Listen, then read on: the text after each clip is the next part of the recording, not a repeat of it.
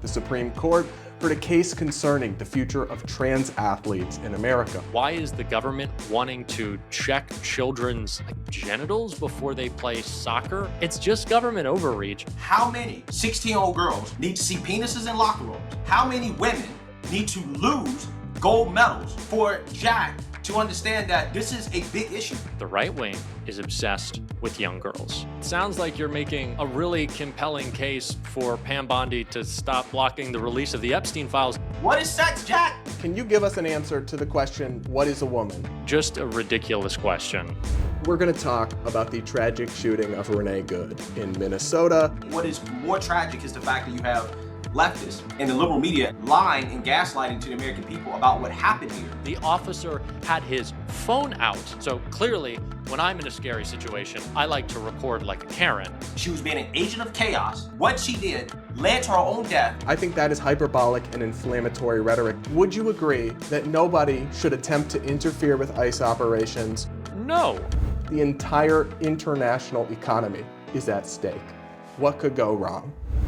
Hey guys, I'm Brad Polumbo, here with a new series where I break down the biggest political stories of the week with political influencers across the spectrum. I'm here with Greg Foreman and Jack Cocchiarella. Guys, thanks for coming on. Thank you for having us. Thank you, appreciate it.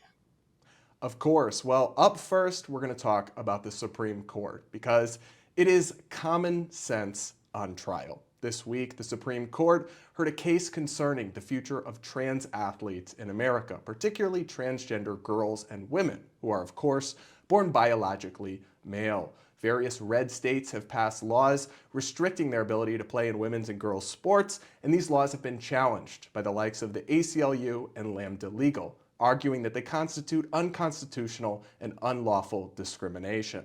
But it's not just these activist groups. Over 130 congressional Democrats signed an amicus brief siding with the trans athletes in this case, including potential 2028 frontrunners or party leaders like Alexandria Ocasio-Cortez.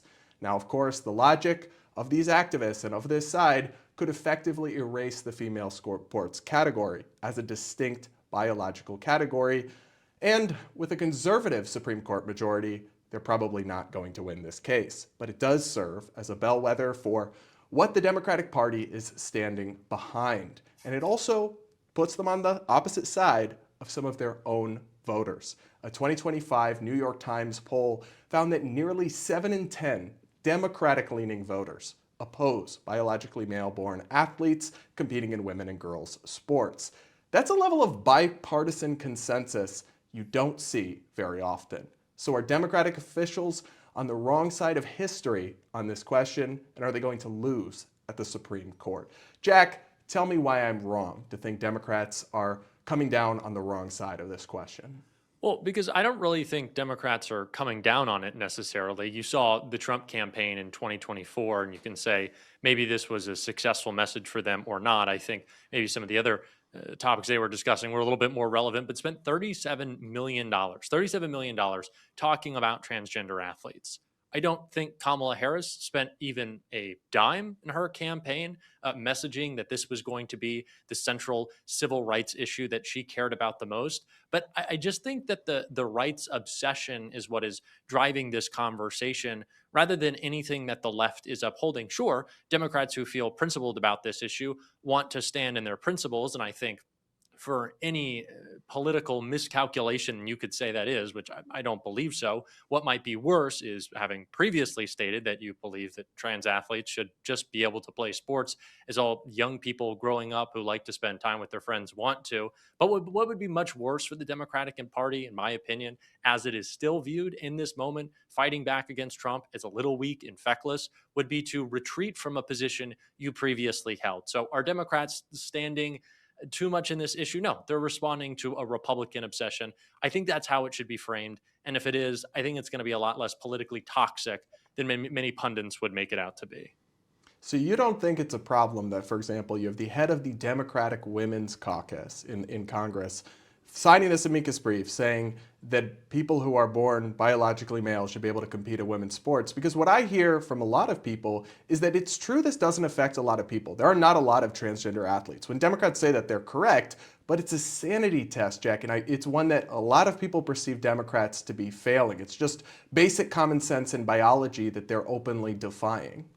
I think that there are plenty of rules and regulations. Spencer Cox, the governor of Utah, vetoed a bill having to do with greater government intervention in sports in middle school and high school. It just seems like if there's a common sense component to this, it's why is the government wanting to check children's genitals before they play soccer in 6th grade? It just That's seems just like called a complete, physical, Jack. That's a physical. it just seems like complete overreach. So what? Any parent can come down from the stands, and if you're hitting too many threes in the middle of a game, they can just start to question you. It doesn't really make a lot of sense from a common sense perspective that this is what a political party would be wholly obsessed with spending all their time. It's just government overreach, and I think that's the common sense issue here. The NCAA, individual high schools, individual counties, they can police this as they please, and they have. And it's worked really well, and kids have been able to play sports. I think that's the most common sense thing.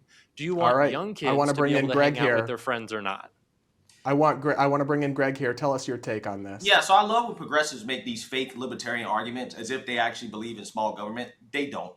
In this situation, I mean, let's talk about the Supreme Court and the question that is actually being answered here. Before we get into how ridiculous this dude is when it comes to some of his statements and his extreme ideology, it is common sense. The Supreme Court is basically answering the question of what is sex and does it matter in sports? The answer to those questions are obvious. Clearly, sex does matter, and sex is defined based off biology, not based off gender ideology, which is clearly what this guy believes in. Because obviously, if there was a definition of sex that essentially included whatever somebody feels, then that will undermine the whole purpose of Title IX, okay? And they'll also undermine the whole purpose of women's sports. So you have to have a clear definition of sex in order to have women's sports in the first place. So it really is about defining what is fair and what is not fair. It's not discrimination. Nobody's picking on trans kids. We're simply just enforcing common sense. Now, I'm not sure how many 16-year-old girls need to see penises in locker rooms. How many women in prisons need to be raped? How many women need to lose gold medals in championships for Jack to understand that this is a big issue? This is not a small issue where, it's just Republicans and conservatives picking on the trans kids. I personally believe that if a 16-year-old girl sees a penis in a locker room, that is a big deal, even if it's just one. You have women being sexually assaulted. This is a big deal. This is not something. Well, all right. I will say, hang on. I'll give Jack a chance to reply here. Let me finish. All right. And to claim that people who want to protect girls, 16-year-old girls, just want to check penises when all you got to do is check a birth certificate, really shows you how these individuals lack common sense. They are detached from reality. There's a reason why this is an 80-20 issue. Actually, I don't even believe that. The only 20% that actually agree with this lunacy, they're just saying it because they don't want to be called transphobic. It is a 95-5 issue. Everybody knows that it is unfair for biological boys to compete against biological girls in sports. Everybody knows this, but they can't acknowledge it. Democrats can't acknowledge reality because they do too much pandering to far-left extremists who are a very small minority, but they're very loud. They're very loud in the Democrat Party. So this Greg, I do need to give Jack a chance. I do have to jump in here. If Democrats want to double and triple down on lunacy, if they want to double and triple down on being detached from reality, if they want to double and triple down on 16-year-old girls seeing penises in locker rooms, so you keep making all right. Give Jack a chance to reply because it sounds you like said a you're lot of making things. A really compelling case for Pam Bondi to stop blocking the release of the Epstein files if you seem so concerned. Because I just want to make it clear, there have been more sexual misconduct allegations against Donald Trump than there are openly transgender college athletes. So if you're caring about the safety of young girls, maybe Donald Trump's administration should go forward with holding the disgusting criminals who were in Jeffrey Epstein's cabal of pedophiles accountable. I just think that if that's the issue that you want to tackle, maybe it's best served you're focused there. But I don't understand this conversation that you're having about, one, it is policing. That's what you're after. You're after a bigger government. One of the women in this case, her name is Lindsay Hecox. She competed at the club level when she was not allowed on her college's team, right? So do you think that that should be policed as well? Do you believe that club level sports, should the president of the United States be getting involved in club level sports? If I'm in a run club, right, and I just like to get a quick jog in the morning, do you think that that should be policed? Club I think level that sports. Women should not be forced. I think that women and girls No, should but not answer be the question. forced. And Club hold on, level I'm sports. I'm answering the question. You're the one that tried to deflect to the Epstein files as if this has anything to do I don't with think it. that that's a deflection. I think it's a real issue of people's safety. I'm pretty sure that Midas Touch and your handlers coach you on to do that, right? Oh, deflect to the Epstein files if he actually starts speaking common sense. That's what you leftists do. Has nothing to do with the subject. So yeah, let's talk about what I actually want. I want women to have a choice, okay? I want women to not have to compete against biological males. I want women to not have to be exposed to penises in locker rooms. I want women to have their rights. If you want to stand against women's rights, go for it. Be my guest. So But, Jack, but transgender athletes can have a choice to compete in a third category. They don't want to do that. Nobody is opposed to transgender athletes competing against themselves, competing amongst themselves, or based off their biological sex, which is why, by the way, since we're talking about Supreme Court case, and again, I want to keep this legal, okay, not purely ideological, but legal. They're also talking about whether or not this is a violation of the Equal Protection Clause, right? No, it is not, because trans is not its own protected category like race, okay? It's not a special thing. Ultimately, they're not being discriminated against. They can compete based on biological sex, and if given an opportunity, they can compete in co-ed. Again, if women have a choice if they want to compete, or if they want to compete based off, being trans or whatever, they compete on themselves. all right, Greg, I get what you're saying. I have a quick question, because you seem very passionate about women's sports. Could you name me 5 female national champions over the past year in 5 different sports? You care very deeply about this issue. That's irrelevant to the actual case. But you care really deeply about the issue. Okay, no, Jack. Let me ask you a question that's actually relevant. So to the you case. can't. What Caitlin Clark is not playing anymore, so you can't say that. What do you define as sex? Well, you didn't answer my question. I thought you cared very deeply about women's sports. It seems to be motivating a very emotional argument that you're making. There's not a lot of. Guys, I'm going to reclaim the floor here. I understand your point, Jack. It is a bit of a gotcha, because you don't have to actually be a fan of women's sports or follow it closely to believe it should exist as a separate category. But that seems to be central to the argument, is you're caring about, it's not even women's sports. You said fairness in competition. What is sex, Jack? That's central to the argument. I am curious, Jack. Can you give us an answer to the question, what is a woman? I would really like to first get an answer on any national champion. I did ask the question first. Again, Caitlin Clark, Iowa. Okay, I don't think South Carolina won last year. What is sex? What is sex, Jack? Can you answer the question? What is a woman? Define it. I don't know why you have to continue to ask just a ridiculous question. Relevant to the topic, the court case Greg, that you don't want to deal with, because you let me hone in on this. Greg. I'm not arguing emotion. I'm arguing legal. What Jack, is sex? I do think this is a question Democrats have to have an answer for. And when it comes to, is it policing? We have Title IX that says women and female sports must exist as a separate concept. It's legally mandated at colleges. So then you do have to have a legal definition and dispute over what is a woman and what is female. So what is your answer to that question? What is a woman? I think that that's something that should be left up to these individual institutions. I think that, and not in terms of some broader definition. If we want to, pull up Merriam-Webster, we're more than happy to go for it. But I'm just, again, surprised that conservatives continue to come back to this question as if it's the most important thing for the federal government to be policing. But it already does through Title IX. We're talking about these are states. I'm talking about this very specific. Let me finish. These are states saying that, hey, we have the right to protect women in sports. Now, if sex has no legal meaning, which is what you're saying, then what is the purpose of women's sports? If it doesn't have a meaning, if it's just whoever can decide whatever, then what's the point?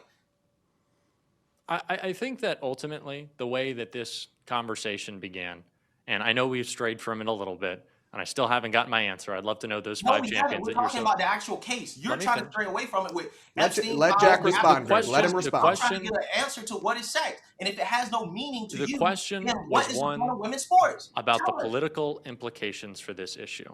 And what I see here is the political implications are the right wing is obsessed with young girls, whether that be Oh, with Jeffrey Epstein and hanging out as him and Donald Trump did, or talking about them in this abstract way when they're not actually paying attention to women's sports. So, to answer the question that actually began this conversation, to put a little bow on it, and of course, I'm not the host of this, so we can continue the conversation, but I don't think You're that this is quitting. a You losing ready? issue You ready to give if up? What is Republicans are sex? making these emotional arguments. What's emotional about asking you what is sex? That's central to the Supreme Court case. I don't know if you understood the question or the case. Did you actually read about the case and what's going on in the Supreme Court and the question that they're answering? In fact, tell us what is the question that the Supreme Court is trying to answer? Again, I just don't understand why conservatives Okay, find but what this is the is the question that main the Greg, Supreme Court is sorry, trying I'm to going to answer? conversation reclaim that they this should be here. having. You don't I, even understand the topic. What is the Greg, question that the Supreme Court is trying to answer?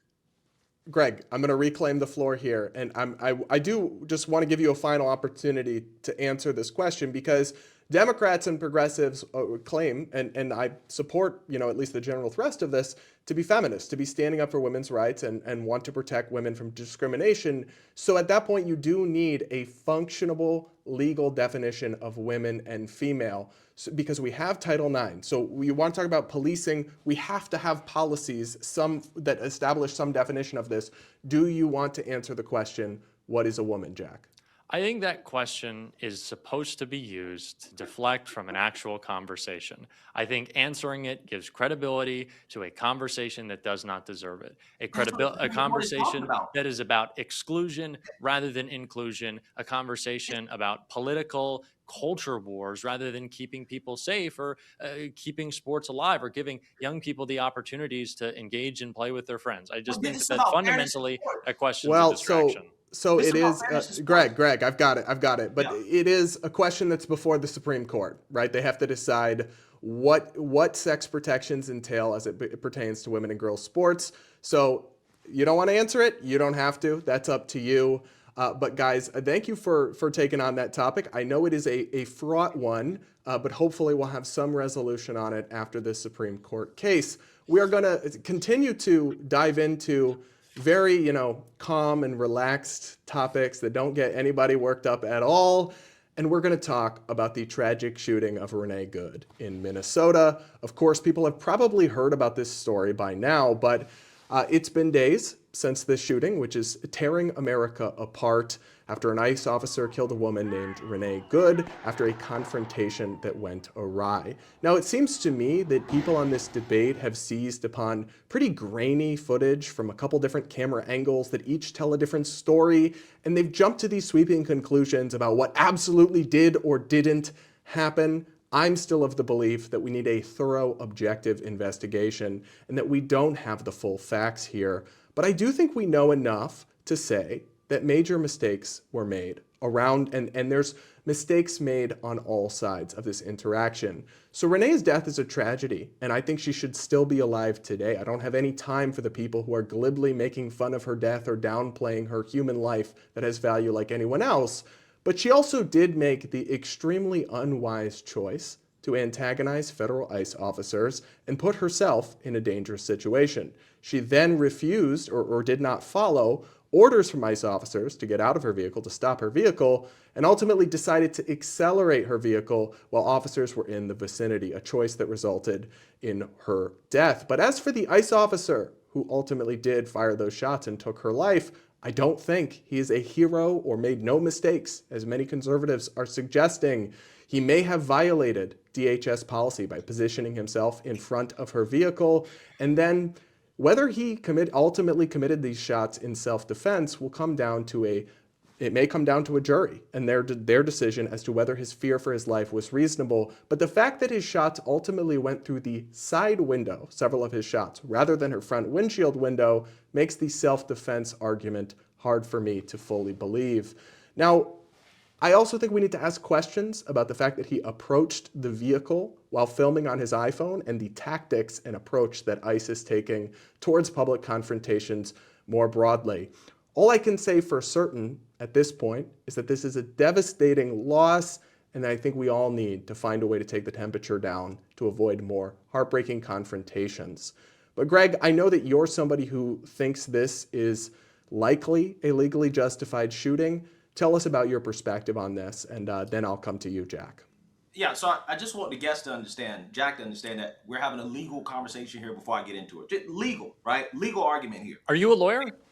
It doesn't matter. I can make legal arguments without having a law degree, okay? I just question. First and foremost, the standard here that we're talking about is use of force by an officer and whether or not it's justified or unjustified. Now, in this situation, I think that we can all agree that it was tragic what happened to Renee Good. But I think what is more tragic is the fact that you have leftists, left-wing YouTubers, Democrats, and the liberal media as a whole lying and gaslighting to the American people about what happened here and Renee Good's role in the cause of her death. Because ultimately, she was engaging in what I would define as domestic terrorism. She was there obstructing ICE. She was being an agent of chaos. And when given lawful instructions to comply, she chose not to comply. And who knows, maybe because her wife told her to drive off. In that moment, she decided that she wanted to drive off, and an ICE agent just happened to be in front of the vehicle, and she hit the ICE agent. If you want to go ahead and play the video showing that the ICE agent is being hit from the front view, an angle that the Democrats and leftists and mainstream liberal media don't want you to see, which is in fact the ICE agent was hit, right? And because he was hit at that point, based off the precedent that was set on various Supreme Court cases, we're talking about Graham versus Connor, we're talking about Tennessee versus Gardner, at that point, that officer had a reasonable belief that his life was in danger, considering how that vehicle can be defined as a deadly weapon. And it doesn't matter what her intent was at the time. It doesn't matter if she meant to hit him. It doesn't matter which way she turned the wheel. It doesn't matter what she said to the ICE officer beforehand. What matters is the fact that what that officer perceived in that moment was a deadly threat. And because of that, because of precedent that have been established in the courts, that he is justified in using deadly force to defend himself and others, not just ICE agents around him, but potentially others that she could have ran over when she decided to drive off. We've already seen Greg, cases I like got to this. ask you a couple questions about Let me this. finish this. We've already seen cases like this where officers were involved in basically the same situation. For example, what happened out in Ohio, a officer just got acquitted after a woman was caught shoplifting. She went to her car. She's a pregnant woman, by the way. The police surrounded the car, gave her lawful commands. She did not comply. One of the police was in front of the car. And when she decided to drive off, she hit the officer. And then the officer shot her, killing her and her unborn child, unfortunately. Okay? And the officer was acquitted because of the fact that that officer had a reasonable belief that he was going to experience severe bodily harm or death as a result of her driving the vehicle towards him. So we've seen this be adjudicated time and time again in the courts. I think that it is a good chance that the officer is not going to be charged. And even if he is charged, he's going to be acquitted.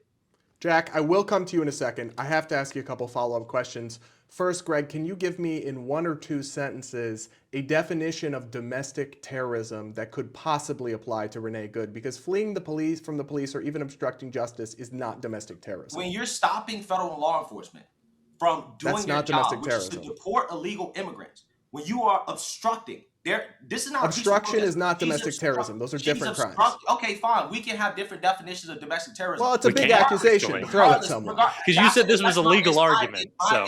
Listen, it's my opinion that she was engaged in domestic terrorism. If you don't want to call it that, fine. Can you define that? But she was obstructing, and that does not change the fact that her behavior and what she did, which by the way, she would have been charged for what she did.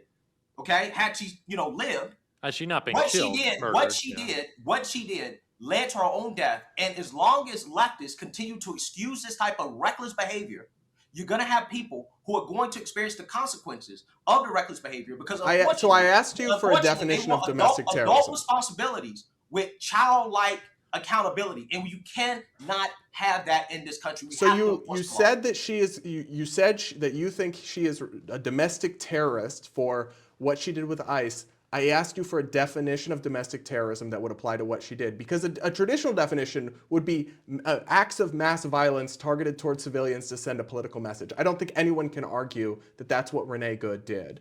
So I don't think I think that is hyperbolic and inflammatory rhetoric that only makes the situation worse. When you come out and call a woman that was just killed a domestic terrorist. Now, how I understand your point about self-defense, and I think most people, Greg, and I'm sorry, Jack, I will come to you. I just have to ask this follow-up question. Most people would find dubious the idea that shooting someone in a vehicle that's coming at you, it's not going to stop the vehicle. And then when you continue to shoot, even once the vehicle is no longer racing at you and your bullets are going through the side window, how can that be self-defense? I'm curious for your thoughts on both those points. Legally, as I pointed out and as was showed on the screen, that in that moment, okay, it's about the perception of the officer. A multi-ton vehicle accelerating towards an officer is a deadly threat. That is something that's been adjudicated in the courts. We've seen officers get acquitted for this stuff. So that officer in that moment reasonably believed that he was going to experience severe bodily harm or be killed. And because of that, in that moment, he was justified using deadly force. Now, I'm not sure if you guys have ever, shot a gun or whatever, but the multiple shots, not at an innocent woman. No. It's one motion, it's one moment, and he did what he had to do to stop the threat. So, but all right, that's your take. I'm going to turn the floor over to Jack. Give us your perspective uninterrupted. So there were a couple of different movements. So I think, are you doing the weave? Do you steal a little Trump there? I'm going to just, with what you just first said, I'm a little baffled.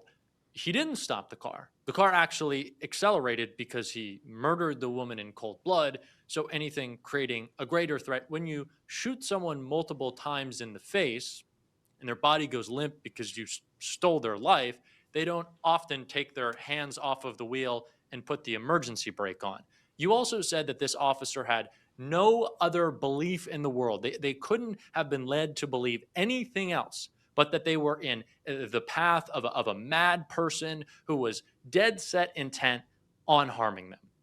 Renee Good, moments before, and we know this because the officer had his phone out. So clearly, when I'm in a scary situation, I like to record like a Karen. She said to him, "You're good, man. I'm not mad at you." Now, I've seen a lot of movies. I haven't really experienced any, one-on-one shootings. I don't usually think that you do a little prelude of, "I'm going to run you over" with, "You're all good. I'm not mad at you," as you sit in your vehicle. So I don't know what the self-defense argument is. One, for the shots that would only create greater danger with a car. Two, I don't know what the self-defense argument it is when you're shooting into her window 2 additional times. And 3, it is the DOJ policy that suspects who are escaping, if they are not creating a deadly threat, which turning your car away, especially when this officer left unharmed, is not a justification for deadly force. It just isn't. So Jack, I don't know what the legal argument is. My follow-up question for you, I don't know how leftist YouTubers are creating this threat. That seems a little bit like a reach to me. Can you explain the leftist YouTuber part? Yeah, this is what my question pertains to, Greg. Hold on. All right, my question is, would you agree, because I think there has been a rhetoric of go up and confront ICE. Would you agree that nobody should attempt to interfere with ICE operations or make the choices that Renee, while her life is lost is a tragedy, nobody should do this. Nobody should accelerate a vehicle in the proximity of officers. Nobody should try to block them in traffic or interfere. Would you agree with that, Jack? No, I don't think, I think saying accelerate, and not to pick apart your words, this isn't a semantics game, but to say accelerate in front of an officer, do I say that someone should ram into an officer going 60 miles per hour when they're just standing there? Of course not. But turning your car away after, like you said, you're instructed to leave, stop blocking traffic. Well, they actually were telling her to get out of the car at that point, and she put her foot on the gas. That's dangerous. That escalates a situation. But the conversation that we're having, so if you're saying, okay, people should not be obstructing ICE. Now, I don't know why everyone, and I'm not, Brian, making this accusation against you, but all these conservatives who say, don't tread on me and have their flags all of a sudden love, cops and their bosses more than anyone else on the planet. That seems a little strange to me. Law enforcement. So you're a cuck. That's cool. But the president's a felon. But what I really am just kind of struggling to grapple with here is you saying, okay, nobody should do this. Yes, if they are not wanting to be criminally prosecuted, possibly, then sure. But that's what should happen. It puts everyone in danger when you interfere. It doesn't put people Peacefully in danger. I think protest. ICE Don't is putting, interfere. yeah, and this was peaceful. I don't. If you're saying that Renee Good, Well, it's a crime. To obstruct is a crime. But if you're saying that, okay, well then she should have been, maybe they should have not shot her and taken her license plate and tried to have a day in court, which I believe that she would have won. But I think the argument that you're making and that's being made, if that is what the right is saying, right, is you don't murder people in cold blood without and your trial is just flat out execution in the street.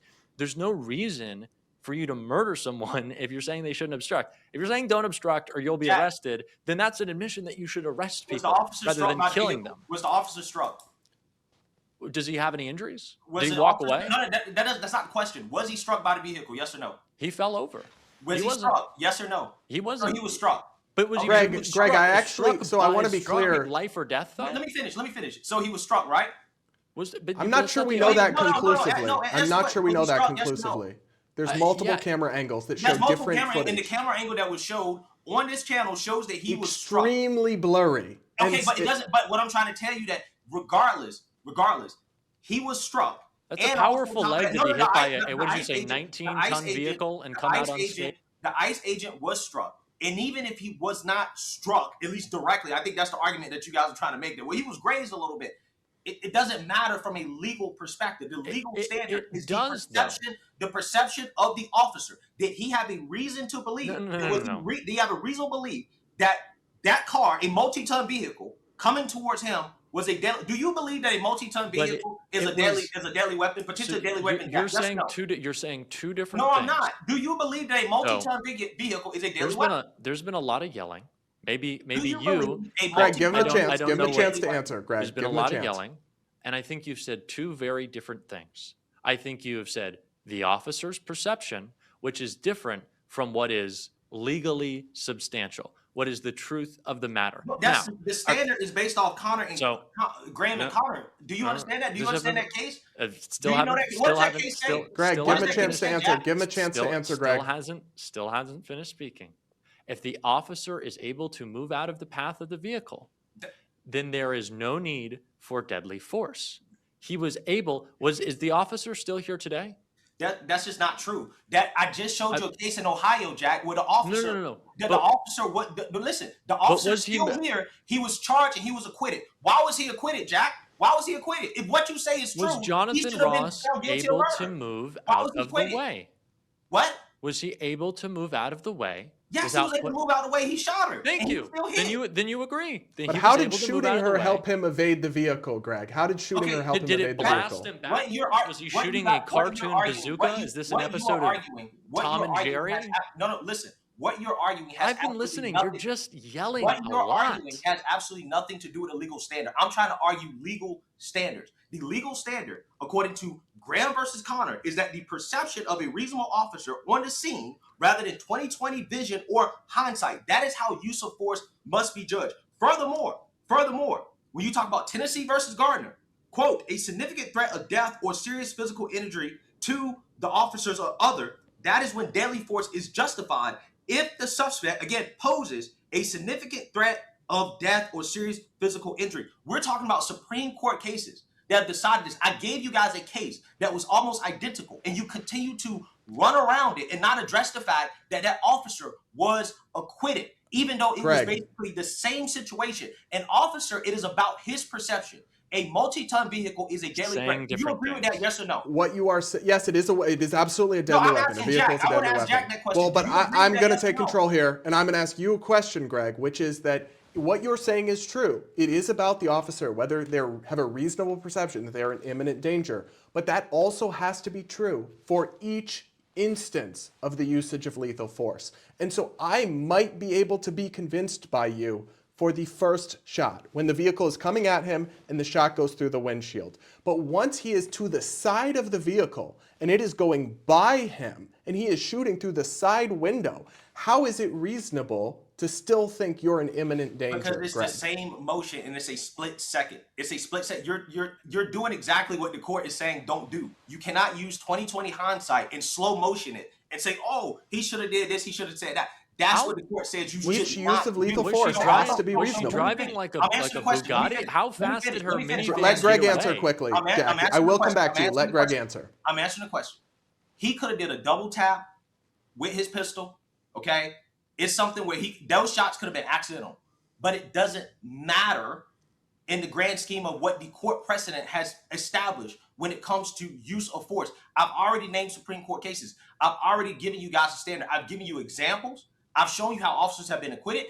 Jack, can you give me just one case? Give me one case where an officer was actually found guilty of murder after being struck by a vehicle and using deadly force. Can you give me a case? As I have already said, and you have said, there are different cases. This is a So case-by-case you better give me a basis. case where an officer was found guilty then, since it's The so cut and dry DO for you. The DOJ policy states that Policy you is not can't. legal. Not legal. Policy is Greg, not criminal Greg, you liability. got to stop interrupting Jack. You have to give him a chance to answer. Jack, go ahead. I've already stated it is illegal for you to use deadly force when you are not in imminent danger. You are asking me to pull cases out of thin air when it's not about a case by case. It is about a case by case, as you said. So do you want me to are you asking me to find a case in which this exact situation in the same place with the same people transpires? Is that what you're saying? Well, when you talk about law and examine these cases from a legal perspective, precedent matters. That's how every case Sure, is essentially precedent decided. matters, and so does the law. So let me answer your question here. You keep talking about DOJ policy. Policy is not criminal liability. It's not the same thing. He may be fired. He can be fired for the policy if he broke the policy, which, I mean, we're not even sure, right? But that doesn't give her an excuse to be able to use deadly force against him, regardless of whether or not it was intentional or unintentional. So again, I'm asking the question: is a multi-ton vehicle potentially a deadly weapon? If you're using it to try to run someone over, Her which intent doesn't fundamentally she was not. Again, Her intent doesn't I matter. don't The officer think. was struck. The I- officer I was don't- struck. The fact that the officer even had to get out of the way. Jack, So sorry, you- Greg. I got it, but we got to hear Jack's thoughts.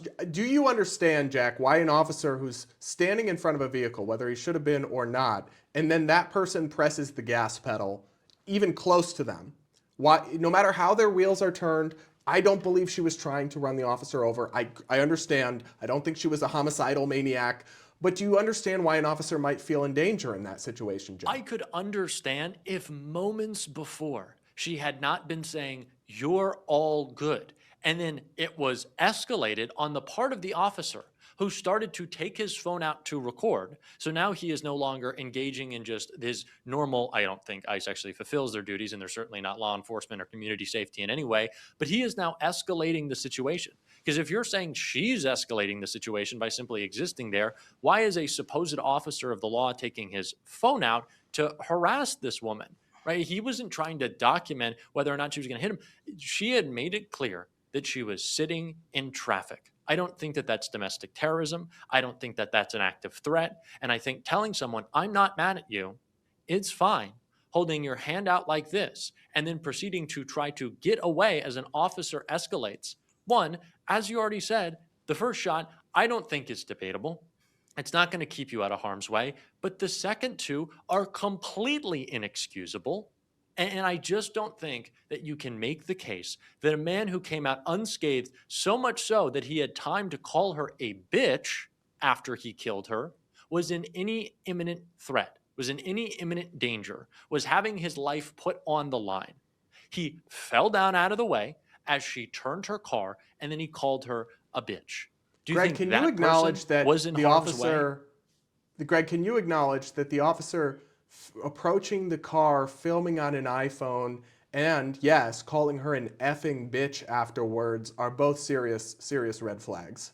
That's a irrelevant to No, the I'm not legal. asking about the legal. I'm saying in What are you terms of arguing? whether this officer made So you want to good ask me about if choices. you want to ask me, If you were in harm's way and you thought that there was an imminent threat to you, would you take your phone out and start recording? well, they're taking their phone out and recording because these activists are essentially making up things about what ICE is doing, and they got to make sure they're recording what is happening in order Well, for they should have body situations like cams this, for so that that. we can actually have evidence and see what actually happened. Now, whether or not you want to actually acknowledge what happened, hey, it is what it is at this point.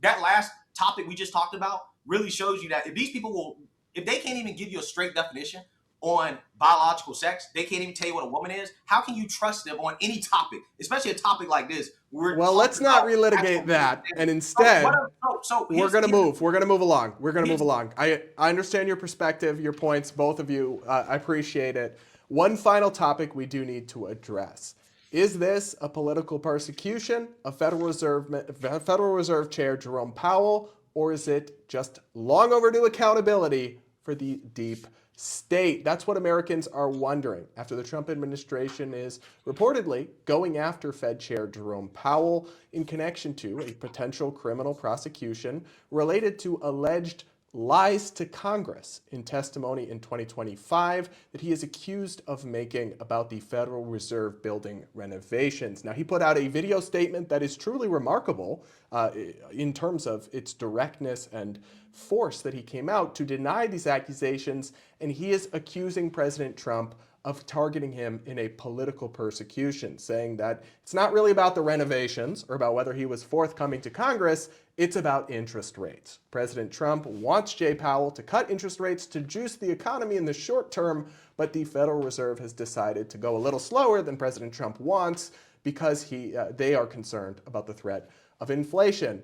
Now, I've got to be honest, the supposed criminal investigation into whether he was entirely accurate in his statements before Congress about the Eccles building and whether it had been renovated, I don't think President Trump cares about that at all. Frankly, he has people in his administration who are getting rich off of crypto. So the idea that he is imminently concerned with the renovations of certain buildings and cost overruns, it seems like a pretext to me. And that is not good. Trump complained, and I think sometimes with good reason, about the weaponization of the Justice Department against him. Here he is seemingly doing the same thing against Jay Powell, but this time the entire international economy is at stake. What could go wrong? Greg, tell me why, if you're concerned about this or if you are not.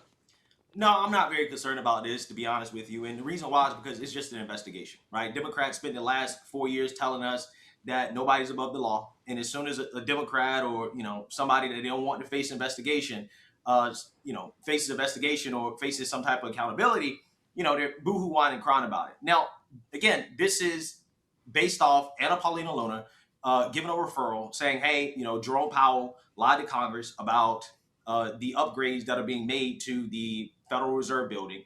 Whether or not he actually lied in Congress, hey, we're going to see. Right. I think ultimately today you can't have accountability without investigation. So if the investigation shows that he lied, then I think that everybody should agree nobody's above the law. He should face accountability for it. But if not, then hey, he'll be fine. OK. And again, it's just an investigation. He hasn't been charged. He hasn't been indicted for anything. Now, I want to address this idea that the Federal Reserve is somehow politically independent or immune to any type of constraint or anything like that, because that's just not true if you actually pay attention to how the Federal Reserve actually operates in the monetary policy that they set. For example, back in 2022, when inflation was skyrocketing due to reckless Democrat policies, Jerome Powell went along with the narrative from Democrats, Joe Biden and Janet Yellen, that inflation was transitory. Now, it just so happened that Jerome Powell was up to be renominated by Joe Biden, and had he increased interest rates at that point in time, then I'm pretty sure he would not have been renominated, because that's not something that Democrats wanted. So he conveniently went along with the narrative that inflation was transitory, and we know that it was not transitory, and that he should have increased interest rates before he actually started to do so. So he was too late on that. And then all of a sudden in 2024, as Elizabeth Warren is pressuring Jerome Powell, writing letters to him, telling him how he needs to lower interest rates going into the election, for whatever reason, he decides to do it. going into the election while, Kamala Harris is trying to win, maybe to try to juice the economy on behalf of Democrats. And now, as soon as Trump gets into office, now he's making excuses about how, oh, well, I can't lower interest rates. We can't lower Well, interest he rates has anymore actually lowered interest rates several times, well, just not as but he's fast as saying Trump wants. He's saying he can't. He's lowered it once, but he can't. But at the same time, what he's saying is that he can't continue to lower interest rates because of non-existent tariff inflation that he, for whatever reason, continues to cite, despite the fact that the data. Okay, but this is all aside the point. What's at stake here is not the I don't know. job We're not making performance much of of a Jay point. Powell. It's not beside the point, because the whole purpose of this conversation is that people are saying that the Fed's independence is under attack. And what I'm trying to tell you is that the Fed is not outside of political influence. You're talking about the president being able to. I don't think anyone thinks it's Okay. truly 100% apolitical, but it is not at the direct behest of a party or a president. Now, my question, Greg, no. Are you saying there are no monetary decisions aren't made based on politics? Are you saying that? Well, I think they're made a lot less by politics than they would be if it was just up to the president. Yeah, I don't- Very I much don't- so. There certainly are political. Guys, hang on. I understand your perspective, Greg. I'm going to come to Jack. I want to hear his perspective for a couple minutes uninterrupted. Jack, what are your thoughts? First of all, I don't know what Greg's perspective is, so I'm struggling with that. We kind of said a lot of stuff. This is obviously a political persecution by Donald Trump. He likes to squeeze people. This is a gangster state that he's running. I'm just confused how conservatives get all excited for this when we got Tish James failed, James Comey failed, Mark Kelly gonna fail, Adam Schiff gonna fail, Barack Obama, I don't think we're doing that. Hillary Clinton, I don't know. So what is the success of accountability that Donald Trump has brought to any of his political enemies throughout any of this that would lead you to believe that he doesn't just like to make people feel pain and is actually after justice? So that's my first question. So if you could answer what's going to happen to Barack Obama and how he's committed a bunch of crimes that Donald Trump is going after him for, I would like that answer, first of all. Second of all, I think that the conflation that you're making with response to political pressure is completely different than just the political stakes of where we are right now. If the Fed is responding to Donald Trump hiking up inflation artificially because of his tariffs, which are taxes. That's not true. It is. No, it's not. Then that's not a political response. That's responding to a political reality. Unlike Donald Trump texting Pam Bondi and forgetting to hit send on it, and instead putting it out on Truth Social saying, go after Tish James, go after James Comey, go after Adam Schiff, which we saw Susie Wiles admit to. That is political pressure being put on the DOJ. The DOJ is not independent of Donald Trump. Okay. Yeah, Greg, I'll ask you this point from Jack. Do you really believe this is about the Eccles building? Do you really believe this is an apolitical investigation? You don't think Trump is pressuring Powell for real reasons here? It was a referral from Anna Paulina Luna, and it's an investigation. It's a subpoena. He hasn't been charged. He hasn't been indicted. So, again, it's just an investigation. Nothing may come out of it. Are you saying that nobody should ever be investigated? An investigation is a threat.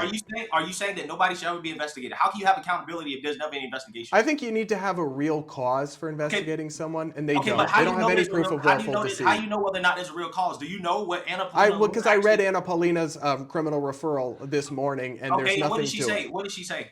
What did she say? She says that Jay Powell lied and said had never been renovations done to the Eccles building, but in fact, there had been infrastructure upgrades between 1999 and 2003. Now, his position is that those were not what they would consider renovations, those were infrastructure upgrades. It all gets arcane, but the question is really, did he make some misstatements to Congress? Possibly. Did he willfully lie to try to trick them into a bougier upgrade? And is that really what Trump is concerned about? I think the answer to both those questions is probably no, Greg.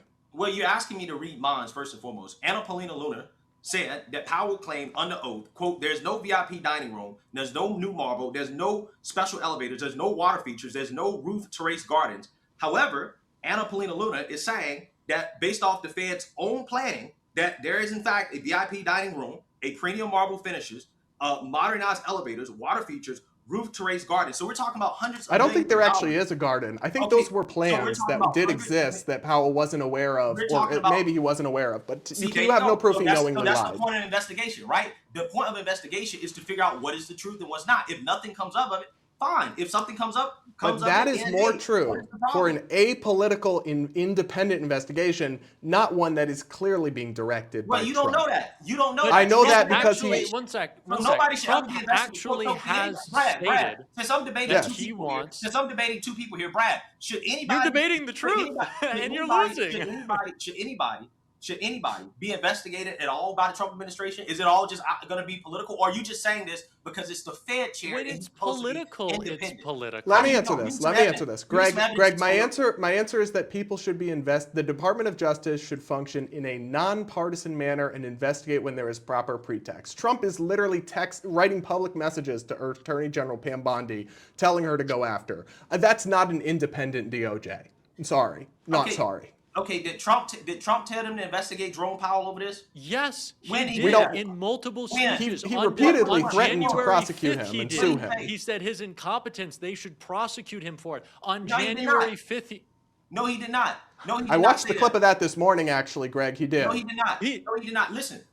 So, What what is going can we on with trust Donald Trump? Can we trust Donald Trump's own words? Do those not matter? Is it not real? It's an What are we taking as- investigation. It's an You investigation. keep saying investigation, So you but believe? I'm So sorry, he lied. Greg. We haven't heard Jack really state his position on this. Let's give him a minute or two to state his position uninterrupted. Jack. I want to respond because I don't think I need to state a position. Jerome Powell stated the position. Republicans in Congress have stated the position. So John Kennedy come out and say, yeah, Senator Kennedy said, yeah, I know Jerome Powell. I don't know what's going on here. The Fed is independent, right? It is not being told what to do by the president. Jerome Powell has said repeatedly, I don't meet with presidents. I don't talk with presidents. The independence is established. Is the Fed independent from what happens in the world? No. Jerome Powell does not go in like this and start throwing darts to decide if there are going to be rate cuts. No. And so that way it is not wholly independent. They're not doing a lottery ball system there. They're economists. They know what they're doing to an extent. Well, he's right? If you making want to wrong say, decisions. am Based I off allowed policy. to finish Sure. a single? Jack, You let have Jack yelled a finish, lot, please, friends. please. You have yelled a lot, and you're even denying Donald Trump's own words. So I don't suspect I'll be able to get Well, in you can any pull up either. the words if you want to. Pull it up. It's a news show. Pull it up. Jamie, can we go and pull that Just up? let Jack finish his point, please. I don't even know if you're listening to Trump. You'd call it AI. But of course, this is political. It's what Donald Trump does. He is looking for an excuse to blame the economic turmoil that is currently happening in his administration. 65,000 manufacturing jobs last year gone, by the way, and that's just one data set that we could get into. He is trying to say, your economic problems are because Jerome Powell wants a fancy new Fed building. That's not what's happening. He wants to say your economic problems are because Jerome Powell is working for Joe Biden and Elizabeth Warren, who criticizes him more than, I don't know, any other person in Congress. Is Jerome Powell going, geez, I really just wish Liz would love me. I should probably help out Kamala. No, he acts independently.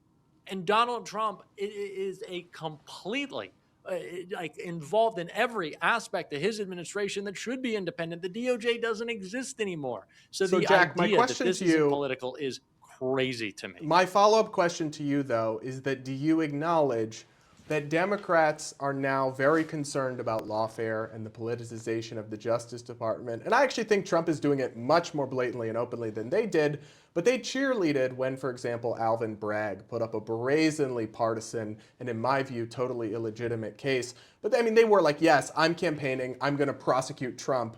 And now all of a sudden, Democrats are very concerned about the politicization of justice, about lawfare, all these things.